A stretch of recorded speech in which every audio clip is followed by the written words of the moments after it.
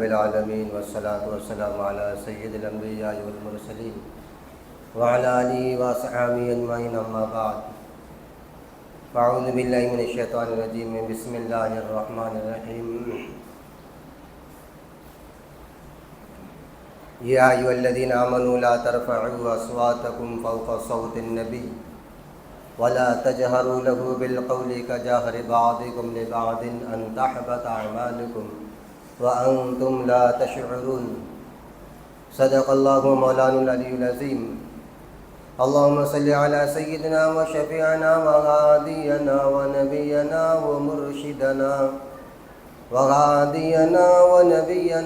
ومرشدنا وسندنا ومولانا محمدا عبده ورسوله صلى الله تعالى على خير خلق محمد وعلى آله وأصحابه وأزواجه وذرياته وأهل بيته ولأمته إلى يوم الدين.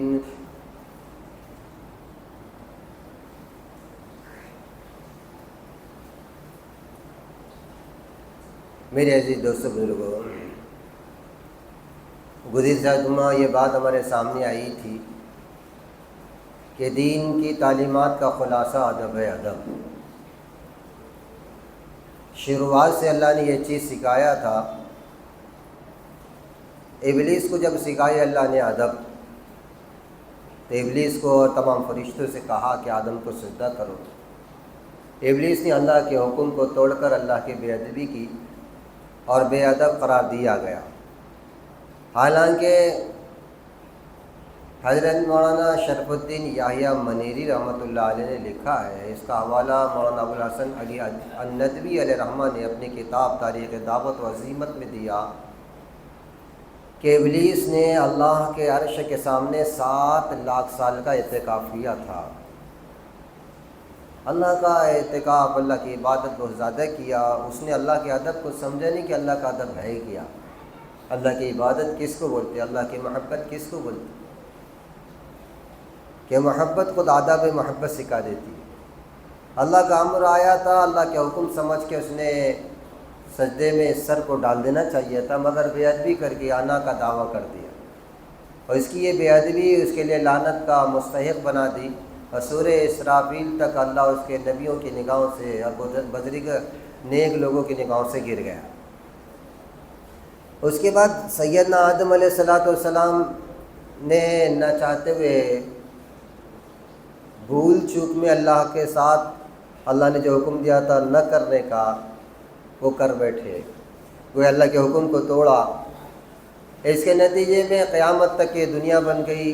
آدم علیہ السلام کو اس بے ادبی کے لیے اللہ کے سامنے 300 سال رونا پڑا، اور اللہ تعالیٰ نے آدم علیہ السلام کی دعا کو قبول کیا، اور اس کے بعد پھر دنیا بنتی چلی گئی. تو یہ ابتدائی سے زمانہ چلتا رہا.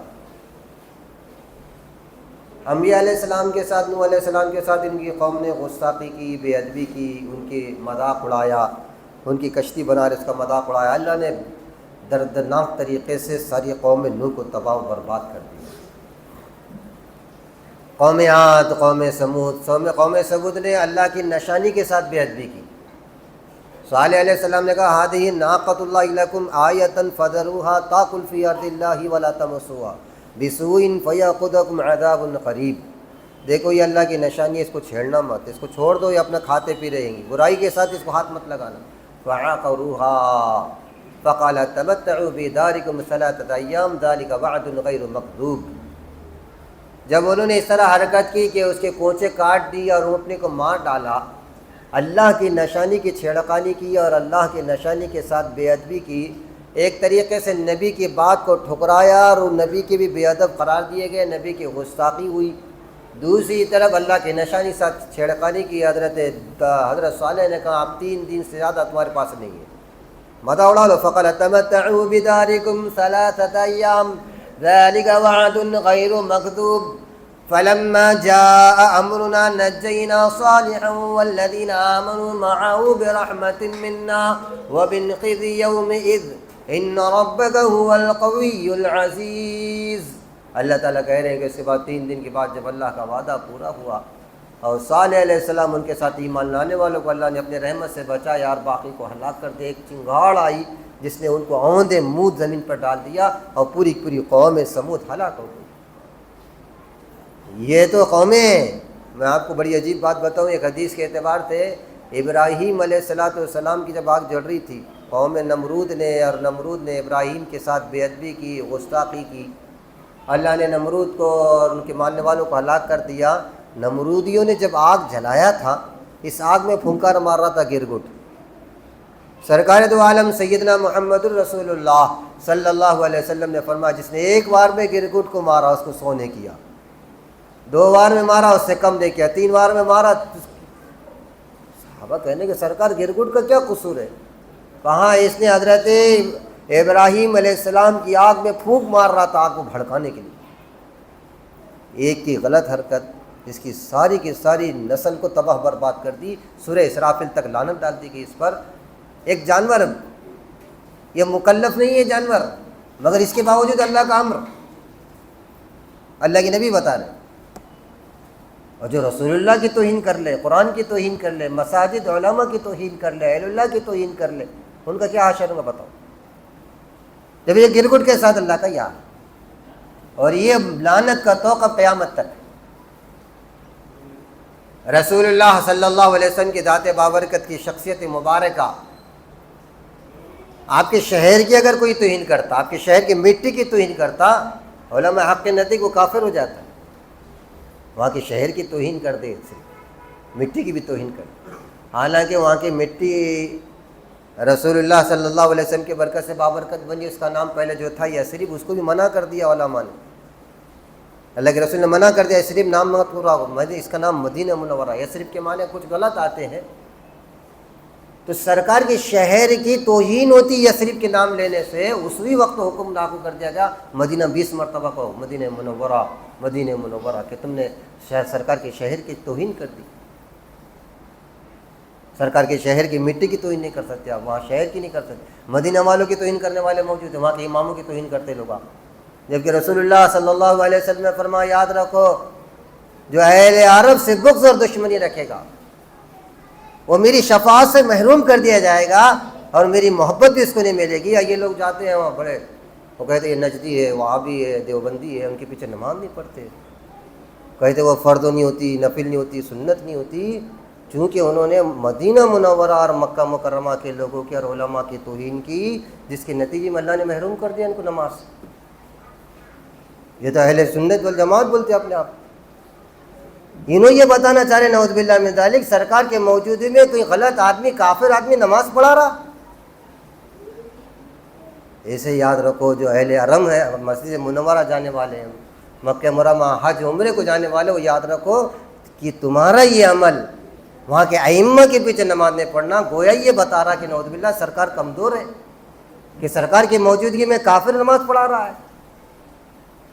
کس قدر توہین کر رہے تم کو، استاد کس قدر ہے۔ اچھا انہوں نے فتویٰ بھی لکھا معلوم ہے 49 علماء کو لے کر، بڑے بڑے علماء کو لے کر، اس کے پیچھے نماز ہی نہیں ہوتی، بولے کافر ہے۔ رسول اللہ صلی اللہ علیہ وسلم کے شہر کی توہین کرنے پر، بلکہ وہاں پر ایک صاحب نے دہی کھایا اور یہ کہہ دیا کہ کھٹا ہے، اسی وقت تو سرکار نے کہا میرا شہر چھوڑ دو، یہاں سے نکل جاؤ تم۔ سرکار کے ایک بال مبارک کی توہین کرنے سے کافر ہو جاتا ہے آدمی۔ نالین مبارک جیسی چیز کو اس کی بھی توہین اگر کرتے ہیں، وہ ہمارے نگاہوں میں ہمارے سر کے تاج سے زیادہ قیمتی ہے،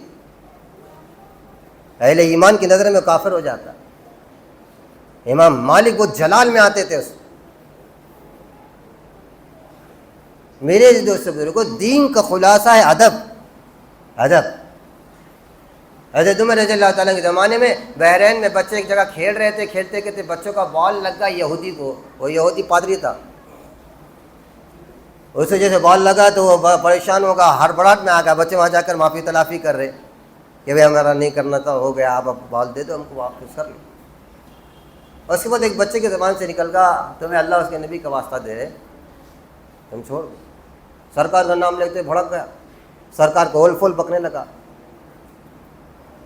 یہ بات ساری دنیا پر آیا ہے، مسلمان اللہ اس کے نبی سے جتنی محبت کرتا اپنی جان سے بھی اتنی محبت نہیں کرتا، اپنے اہل و عیال سے بھی اتنی محبت نہیں کرتا۔ ہاں اس وقت تو بچوں کو جلا رہا، ایک بچے کے ہاتھ میں وہ کھیلنے کا ہاکی تھا، اٹھا کے مارا اس کے سر میں،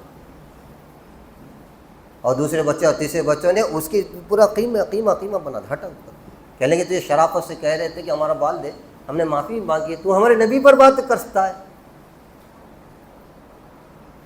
یہ جو ابو جہل ہے کہ نہیں، کون ہے یہ؟ اس کا نام پڑا تھا ابو الحکم، 30 سال کی عمر میں بہت بڑا آدمی بن گیا تھا۔ دارالندوہ ان کی ایک مجلس ہوتی تھی مشاورت کی، اہل عرب کی، مشرکین مکہ کی، 40 سال کی عمر سے کم آدمی کو نہیں لیتے تھے، مگر اس کی دانش مندی، اس کے فیصلے، اس کی عقل، اس کی صلاحیت کو دیکھ کر مشرکین رؤسائے قریش نے اس کو اپنے مجلس میں داخل کر دیا تھا 30 سال کی عمر میں، اس کو ابو الحکم کا نام دیا گیا تھا۔ مگر رسول اللہ صلی اللہ علیہ وسلم کے ساتھ جو گستاخی کیا اس نے، جو آپ کی توہین کی، چلتے چلتے سیٹی بجاتا تھا، منہ باریک کرتا تھا، نہ کر منہ سے آواز نکالتا تو سرکار نے غصے میں کہا اللہ تو کو ایسا کر دے موت تک ایسے جانور کی جیسے آواز نکلتی تھی ابو جہل کے منہ سے، اور قیامت تک کوئی ابو الحکم نہیں کہتا ہے، آپ نے منع کر دیا اس کو ابو الحکم نہیں کہنا ورنہ تم گناہ گار ہوگے۔ آپ ابو الحکم کے معنی حکمت والا، کہنے وہ جاہل ہے، اللہ کی نگاہوں میں جاہلوں کا باپ ہے وہ۔ جب بدر کے اندر آیا تھا ڈینگے مار رہا تھا، دو معصوم بچے جس کی عمر 10-12 سال کی، دو بھائی تھے معاذ اور موس۔ عبد الرحمن بن عوف کہہ رہے ہیں کہ میں دیکھ رہا تھا، میرے اطراف میں کوئی بھی نہیں تھا، میں نے سوچا یار میرا ساتھی بھی نہیں کوئی، تو دو معصوم بچے ایک طرف آگے کی طرف اسی طرح آئے کرنے لگے، عبد الرحمن ایک بات بتاؤ وہ ابو جہل کہاں ہے، بتاؤ ہم نے دیکھا نہیں، وہ مردود کو کہاں ہے؟